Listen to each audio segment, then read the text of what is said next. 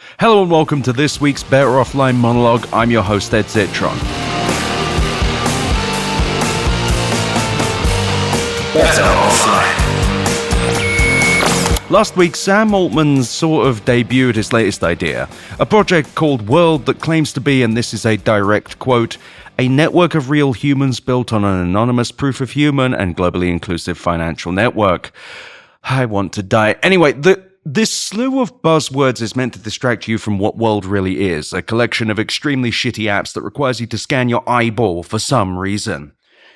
Now, the company behind World is called Tools for Humanity, an annoying name for a company with an annoying tagline that claims they're building for humans in the age of AI. I note that literally every software company is, by definition, building for humans, unless there is a dog version of Word I didn't know about. Anyway, back to Altman's latest bullshit. New users sign up by using one of 7,000 orbs scattered throughout the world to scan their eyeballs, even though it's worth mentioning that the official website only lists 837 locations with the specialist hardware required.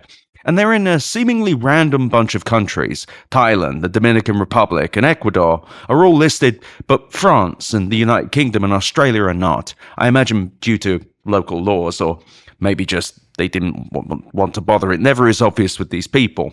When a user signs up, they receive 16 WorldCoin, or WLD tokens. These are worth, at the time of writing this script, 91 cents. That's a pretty low price to give a random startup a scan of your unique retina patterns, but whatever. User accounts are registered on the blockchain, which is for some reason a good thing. And when I read that, I had to convince myself that I hadn't time traveled back to 2017 or 2021 or another time when scam artists were running around this rampantly. You may be wondering what the point of all of this is, and from what I can tell is it's an attempt to create some sort of verified identification system where companies connect to World systems and can guarantee that each user is real, and I'm really guessing here because World does not seem that interested in explaining. By verifying your identity using this giant metal orb, you get access to a suite of mini apps, including the ability to buy stuff with crypto, create human-only Telegram groups, top up a prepaid cell phone using crypto, earn crypto for working out, live stream from your World account, play shitty mobile games, or also use a crypto wallet. Really, all of this is just a series of very poorly done apps, and they're all basically crypto apps or something to do with spending your World coins. And for all the pomp, circumstance, and bullshit press, World's actual product is the same kind of mediocre, bottom-of-the-barrel crypto bullshit that scam artists were hawking in 2021, with the veneer of respectability given by Sam Altman and his marketers in place to make sure the media actually covers it. I should note that you can do all these things already without the additional layer of biometric verification or anything to do with the blockchain. Now, according to Mr. Altman, and faithfully parroted without a single thought, not one, by Kevin Roos of the New York Times and Alex Heath of The Verge, WorldCoin, and I quote Heath, could be used as a form of universal basic income for individuals whose jobs have been replaced by AI. How? Where's the money coming from, Sam? How would that work? What does any of that mean? Who knows? Just write the fucking quote down, I guess. Just say it. We don't all have our own personal Masayoshi-san to lend us $40 billion whenever we want. It's incoherent. Nevertheless, Mr. Roos of the Times, Mr. Roos, went on to say that Altman and Alex Blania, the other co-founder, believe that something like WorldCoin will be needed to distribute the proceeds and powerful AI systems to humans. Perhaps in the form of, you guessed it, and that's my addition, universal basic income. And I know I bag on Mr. Roos a lot. I know I'm merciless with him, but come on, man. How? What does that even mean, man? When has a tech company ever distributed the proceeds of anything? Especially one run by Sam Altman, the CEO of OpenAI, a company built on stealing people's shit and trying to take their jobs. It's just, I don't know, man. Like, I try not to be so much of a hater, but you see this shit and you, like, Kevin Roos is ostensibly not an idiot. Like, why wouldn't you just say, hey, yeah, they say they want this to be universal basic income, but they haven't described why or how or even what the practicalities are, and that's a problem. That would be a good thing for the New York Times to discuss, but no, we need to keep the column going, don't we, Kevin?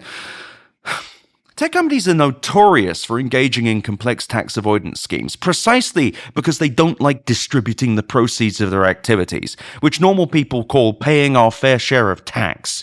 Mechanisms designed to tax these companies engaging in aggressive tax avoidance practices are now referred to as the Google tax, precisely because tech companies are the worst offenders.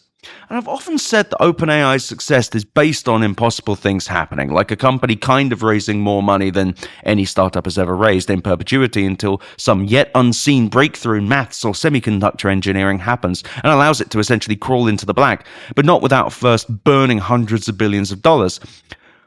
This is basically what World appears to be as well, except with far less effort.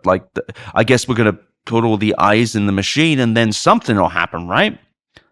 Wrong. Nothing's happening. World has actually been around for a few years, and they've been doing some really nasty stuff behind the scenes, according to Eileen Guo and Adi Rinaldi of MIT Technology Review, who reported in 2022, and I'll be linking in the episode notes, that Orb would hire local Orb operators to sign people up, and I quote, receiving commission for each person's biometric data that they collect, turning them into the equivalent of a door-to-door salesman, but instead of knives or Kirby vacuums, they're trying to take pictures of your eyes.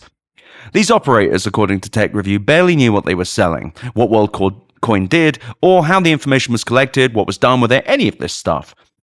World preyed upon people in developing and often poor countries like Indonesia, Kenya, Sudan, and Ghana, where people might be tempted with what might be considered by Western standards a pittance to scan their eyes and download the app. As an aside, by the way, WorldCoin is now banned in both Spain and Hong Kong.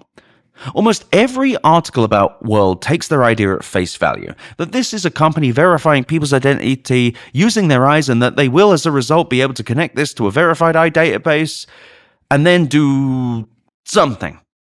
Just something will happen. It's good to verify people because AI bots, right? I mean, social networks, they're full of bots, and this will stop that somehow, won't it? Yeah, I mean, I want to be clear that this whole thing is extra-normally fucking stupid, and nobody would have paid attention, even an iota of attention to it if Sam Altman wasn't attached. And we know that because if you search for biometric blockchain verification funding on Google with the verbatim option turned on, you see a bunch of companies that have also tried to do exactly the same thing over the past few years. And while they raised the odd million here or there, especially during the 2021-2022 VC market, they didn't really go anywhere. On top of the obvious privacy concerns of millions of people creating a giant biometric database of their eyes, World's ideas are somewhere between also-rans and complete fucking nonsense. World has raised $115 million at a $3 billion valuation, yet has built no infrastructure of apps, no real business model, and nothing other than an aggressive attempt to gather millions of people's eyeballs. They do also have an upcoming Visa debit card to use your crypto without first converting it into fiat currency, which is an idea that's extremely old and has been done many, many times over the years. Oh, and they're also going to allow you to verify your identity on Tinder, which is a feature that Tinder already offers. And really, though, biometric verification is already a thing. There's something called passkeys, which are already being offered as a replacement to passwords on a bunch of sites, like Amazon and I think Best Buy as well. They work by storing a cryptographic key, not cryptocurrency, cryptographic, it's the maths one, and they store it on your device, which is something you already have, and verify that against something that you can't easily spoof, like a scan of your face and what Face ID does, or fingerprints, and yes, your irises in some cases. And, well, World wants to offer exactly that, but you have to use some giant eye scanner thing that you have to physically travel to, one only available in a handful of countries, and give your data to a man who loves to lie and make himself more money. And while it's true that some in the developing world lack any formal identification, and that in turn makes it harder for them to access travel documents, banking services, and government services, we don't need Sam Altman to solve that problem. India solved this almost 16 years ago with its iHeart program, which now covers 99.9% of the adult population. iHeart gives Indian citizens a 12-digit unique identifier, which is linked to their biometric information, and India managed to accomplish this without crypto or the blockchain. I'm sure it's not perfect, I'm sure that there are critics of it, but it's definitely better than World. And also, it's old news, and it's not exciting, even though it worked. Let's talk about Sam Altman and whatever the fuck he's up to. Now, some people, Alex Heath, have also said that World's platform has over 150 apps, but neglected to check if that was the case. It appears there are only 63 of them, with the vast majority of them being either a crypto app or an app that otherwise verifies you using your World ID. It's kind of like how Android has always had more apps than iOS, but they were often low quality, like app-based wrappers of websites you already can read in your browser, or trivial ones like a flashlight app. Now, to be clear, this is also something that happens on iOS now because Apple doesn't give a rat fuck. Nevertheless,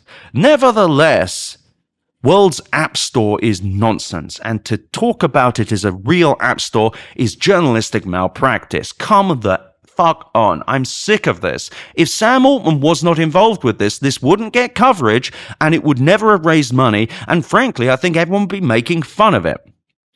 Now, I've read about 15 different articles about World to write this monologue, and I was hoping I'd find just a smidgen of information about this company that would somehow show depth or substance or something other than Sam Altman is working on something. And I'm gonna be honest, I came up short. And what you just heard there was my cat Howl, who's decided to join me for this episode. World is a farce. It's another cynical con, yes, how, peddled by a cynical con man. 20% of World's tokens have, according to MIT Tech Review, already been allocated to their full-time employees and investors, and I cannot find any good reason why this thing even needs a token.